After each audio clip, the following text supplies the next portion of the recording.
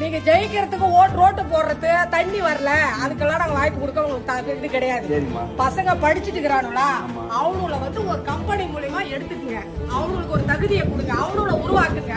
இப்ப எங்களுடைய வாய்ப்பெல்லாம் முடிஞ்சு போச்சு. சும்மா போராடி ரோடு போடல, தண்ணி வரல, அது வரல, இது வரலன்ற வாய்ப்பு வேணாம். அவன் போனா இன்னைக்கு 10 ரூபா சம்பாரிச்சா அவன் பொண்டாட்டி பிள்ளை நல்லா பாக்குறான். இந்த விஜய் கட்சி வந்துச்சு நல்லா ஜெயிச்சாங்க பசங்களை பார்த்தான்ற ஒரு பேர் வேணும். இன்னும் நீ நான் கேட்டா நான் ஜெயிச்சேன் 10,000 தரேன் 50,000 தரேன் 20,000 எங்களுக்கு தேவையே கிடையாது. பிள்ளைங்களுக்கு வேலையை போட்டு அவன் லைஃப உண்டாக்குங்க, தகுதியை அவனுக்கு உருவாக்குங்க. நாங்க பொம்பளைகளை இன்னைக்கு வீட்டோட கிடக்கிற அடிமை பெண்ணுங்க நாங்க கிடையாது. இருக்கட்டும், இருந்தாலும் அவனுக்கு வாய்ப்பு கொடுத்தா அவன் இப்ப ஒருத்தர் தான் படிச்சுட்டு வீட்டுல இருக்கட்டும் அவன் கஞ்சா போடுறான். புரியுதுங்களா உங்களுக்கு?